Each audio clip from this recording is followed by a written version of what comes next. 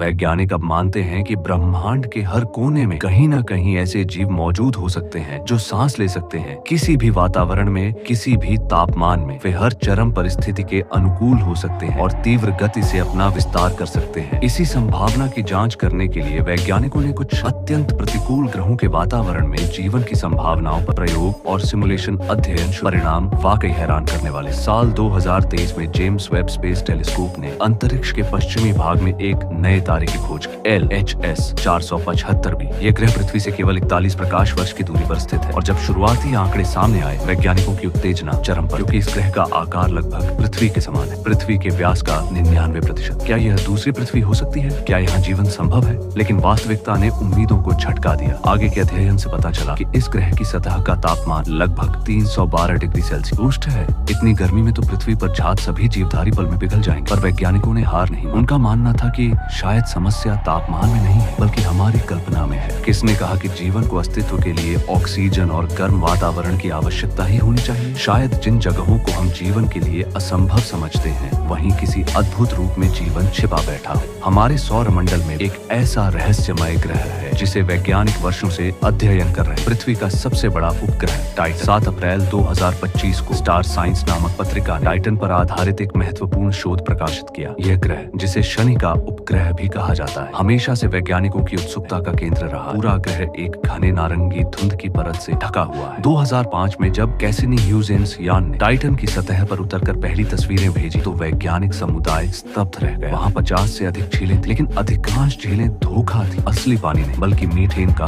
द्रव रूप। टाइटन की सतह पर अग्नि पर्वत भी है, मगर वहाँ से लावा नहीं, बल्कि बर्फ और गैसों का मिश्रण निकलता है। टाइटन की सतह का तापमान लगभग -180 डिग्री सेल्सियस तक गिर जाता है। इतनी ठंड में तो पानी तुरंत बर्फ बन जाता है, मगर आश्चर्यजनक रूप से मीथेन उस तापमान पर भी तरल बनी रहती है। हाल के प्रयोगों में वैज्ञानिकों ने टाइटन जैसी परिस्थितियों का अनुकरण किया। उन्होंने पाया कि इतनी ठंड में भी कुछ कार्बनिक अणु अपने आप जटिल संरचनाएं बना सकते हैं। इस खोज ने इस सिद्धांत को और मजबूती दी कि मीथेन आधारित जीवन यानी मीथेन लाइफ फॉर्म्स वास्तव में संभव हो सकते हैं। ये सिमुलेशन प्रयोग दक्षिण अमेरिका के अटाकामा स्थान में स्थित खगोल वेधशाला के वैज्ञानिकों द्वारा संचालित किए गए। उन्होंने पाया कि टाइटन की सतह पर प्रोपलीन यौगिकों के बवनक की भारी मात्रा है, जो कार्बन श्रृंखलाओं की जगह सिलिकॉन आधारित जीवों के लिए आवश्यक तत्व माने जाते हैं। इससे संकेत मिलता है कि ब्रह्मांड में ऐसे असंख्य ठंडे ग्रह हो सकते हैं जहाँ जीवन का आधार पानी नहीं, बल्कि मीथेन या अमोनिया। फिर भी जब वैज्ञानिक किसी बाह्य ग्रह की खोज करते हैं तो हमेशा जीवनीय क्षेत्र हैबिटेबल जोन पर ही ध्यान देते हैं। वह क्षेत्र जहाँ पर पानी तरल रूपाष्ट में बना रहता है, क्योंकि हमारे लिए तो जीवन और पानी एक दूसरे से अविभाज्य है, बिल्कुल वैसे ही जैसे मछली पानी के बिना नहीं रह सकती। पृथ्वी पर लगभग सारा जीवन सिर्फ कार्बन आधारित पुनाकुशल कार्बन परमाणु विशिष्ट है, क्योंकि यह 4 बंध बना सकता है और अनगिनत जटिल अणु संरचनाएं रच सकता है। इन्हीं संरचनाओं से बनी है हमारी कोशिकाएं और इन्हीं से जीवन की नींव बनती है। उदाहरण के लिए,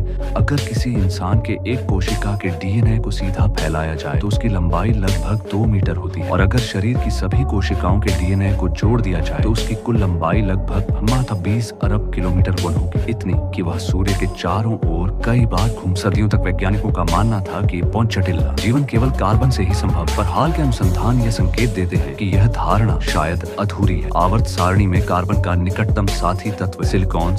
दिलचस्प बात यह है कि कुछ सिलिकॉन आधारित जीव हमारी पृथ्वी पर पहले से मौजूद है, जैसे सिलिकॉन एल्गी जो पानी में रहती हैं, और इनके कोशिकीय ढांचे कार्बन नहीं बल्कि सिलिका SiO2 से बने होते हैं। पहली बार 1891 में जर्मन खगोल भौतिक शास्त्री जूलियस शीनर ने यह सुझाव दिया था कि सिलिकॉन भी कुछ विशेष परिस्थितियों में जीवन का आधार बन सकता है। शायद वह भविष्य देखने में सही, क्योंकि जैसे जैसे हमारी खोजें बढ़ती हैं, हम यह महसूस करने लगे हैं कि जीवन केवल वह नहीं जो हम जानते हैं, जीवन वह भी है जो अब भी हम समझ नहीं पाए। कहीं न कहीं शायद कोई ऐसा जीव सांस ले रहा है जो ना हवा चाहता है, ना पानी, ना गर्मी, ना ठंड से डरता है। वह बस अस्तित्व में है, अपने ही ढंग से ब्रह्मांड के हर कोने में फैला हुआ। जैसे कार्बन जीवन का आधार बनता है, वैसे ही शायद कछुआ भी जीवन का आधार बन सकता है। लेकिन यह कछुए जैसा जीव कैसा दिखता होगा? हमने उसे कभी देखा नहीं है। शायद वह किसी चट्टान में छिपे हुए कछुआ खुम्ब जैसा। अगर ऐसे जीव को धरती के वातावरण में रखा जाए तो वह शायद तुरंत छपकते ही मर जाए और घुटन से दम तोड़ दे, क्योंकि कार्बन डाइऑक्साइड धरती पर गैस होती है, जबकि कि उस कछुए के माहौल में यह रेत के समान ठोस हो सकती है। लेकिन अगर परिवेश बदल जाए तो क्या होगा? नासा के वैज्ञानिक मैक्स बर्नस्टीन का मानना है कि बाहरी ग्रहों पर जीवन का स्वरूप कछुए जैसे किसी तत्व या प्राणी पर निर्भर हो सकता है। कल्पना कीजिए,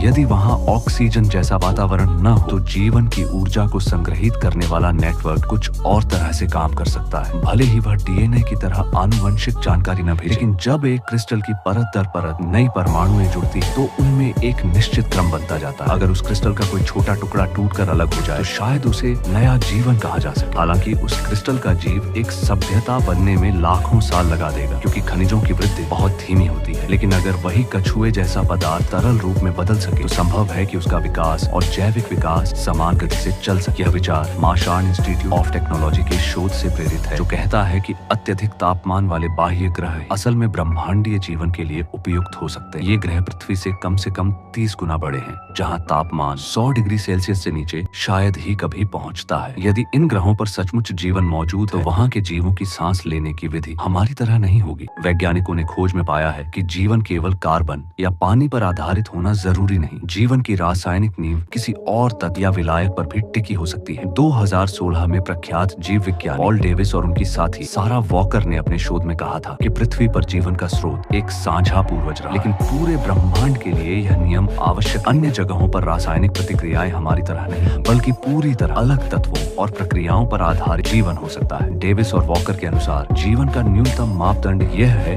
कि वह ऊर्जा जमा कर सके और पीढ़ी दर पीढ़ी सूचना का संचार। यह कैसे होता है यह मायने नहीं रखता। इसका अर्थ है कि जहाँ धरती के जीवन के लिए स्थितियां प्रतिकूल हों, वहाँ भी कोई न कोई अजीब या विशेष प्रकार का जीवन छिपा हो सकता है। उदाहरण के लिए पृथ्वी से लगभग 400 प्रकाश वर्ष दूर एक मध्य तारा है, जिसकी त्रिज्या केवल 10 किलोमीटर है, लेकिन जिसका भार सूर्य का आधा है। उसके भीतर का पदार्थ इतना सघन है कि परमाणु स्वयं न्यूट्रॉन में संकुचित हो चुके हैं। वह प्रकाश नहीं देता, पर उसकी आंतरिक गर्मी 1 मिलियन डिग्री सेल्सियस तक पहुंच जाती है। ऐसे माहौल में पृथ्वी की तरह जटिल अणुओं का निर्माण असंभव है, लेकिन कुछ वैज्ञानिकों का अनुमान है कि वहाँ किसी सूक्ष्म स्तर पर जीवन मौजूद हो सकता है, जहाँ न्यूट्रॉन आपसी सूचना का आदान प्रदान करते हैं। ये जीवन हमारी तुलना में 1 लाख गुना तेज समय में विकसित हो सकता है। शायद कुछ ही घंटों में उन्होंने हजारों पीढ़ियां जी ली। आकाश गंगा में ऐसे मध्य तारे असंख्य, यद्यपि सामान्य तारों से 1000 गुना कम, लेकिन उनकी संख्या अरबों में है। यदि इन सूक्ष्म जीवन रूपों ने उच्चतर सभ्यता विकसित कर ली हो तो वे पूरे ब्रह्मांड में फैल चुके होंगे। तो